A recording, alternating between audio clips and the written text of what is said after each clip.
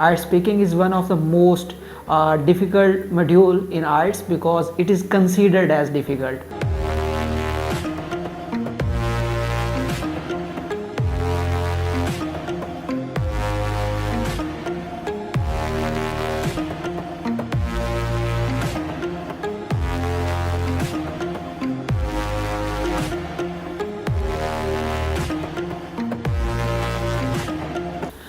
Assalamu alaikum. My name is 𝐈𝐧𝐭𝐲𝐻 and I am working as an IELTS teacher at ANNAX Consultants, Faisalabad.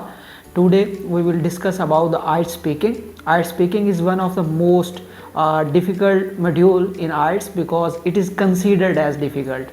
So first of all, we will discuss about the general format of IELTS speaking. There are total 3 parts in IELTS speaking. The first part is divided into 2 sections. The first section of your part 1 is consist of introductory questions, in which the examiner will ask you question like what's your full name, what do you work or are you a student, can I see your ID, where do you live or where do you come from. So these kind of questions will be asked in section 1 of your part 1.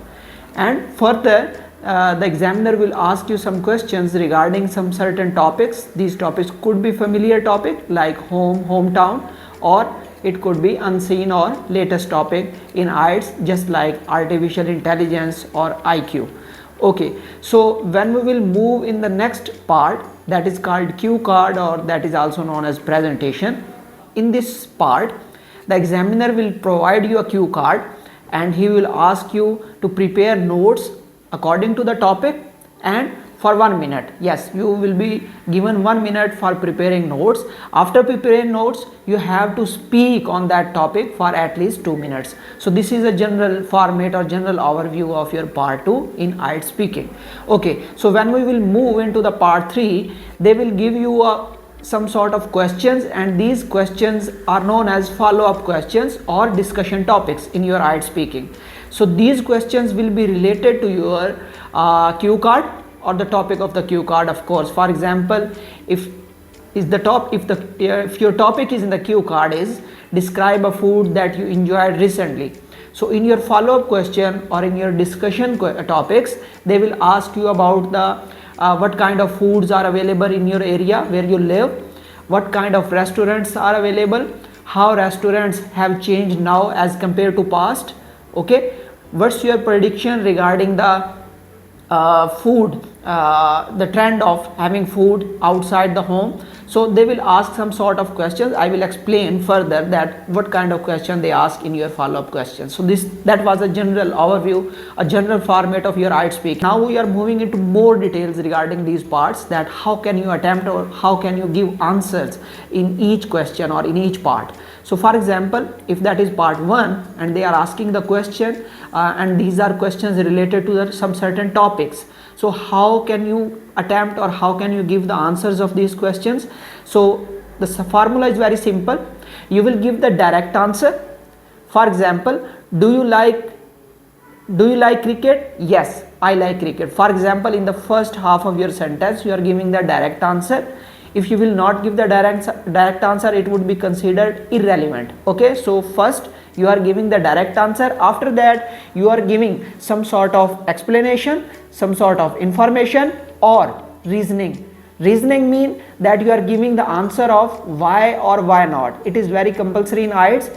And then when you will give the direct answer and you will give some sort of reason, you will combine both of these sentences with the help of compound sentence, and this will make you a fluent speaker in your IELTS speaking. That is the best formula, and in the end you can conclude your answer by a concluding sentence by using phrases like that's why, that is the reason, due to this. So this is the simple formula of your IELTS speaking regarding part 1. Okay, when we will move in the part 2, that is about to create a story, to build a story about the topic. Yes, you can start from a general discussion, but you have to build a story, and building a story in such a way that you have to stick to your main topic.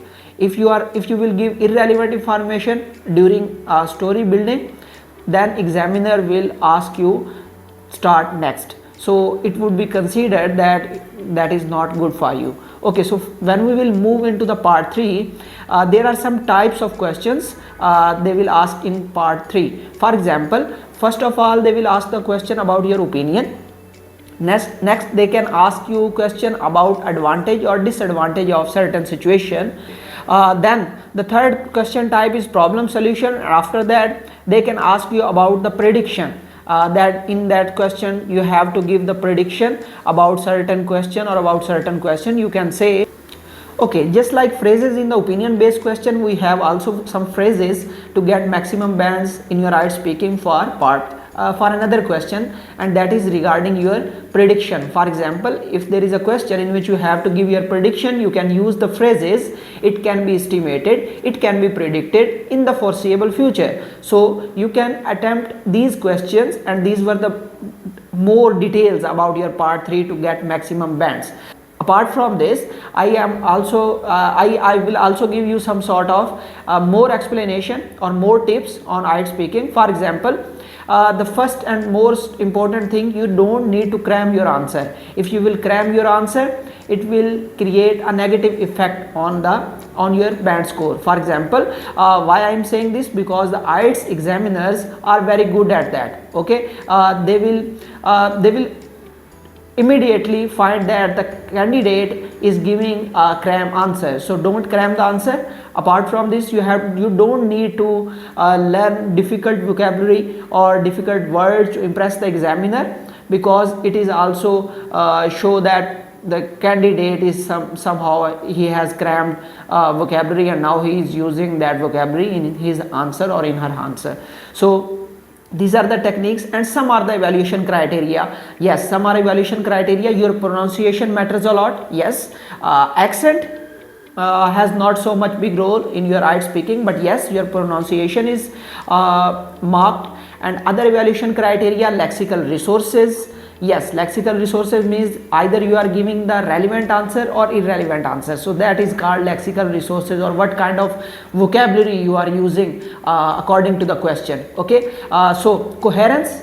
Yes, coherence matters a lot. For example, if you are giving the answer and there is no coherence between your speaking, then it would be difficult for the examiner to understand what you are trying to say. So yes, coherence is very important, lexical resources. And I have told you about the other tips, that you don't need to cram the answer. Stick to the formula in part 1, stick to the formula in part 2. Yes, you have to build a story, you are free to speak, and in part 3 you can use some phrases to give your answer or to increase your band score.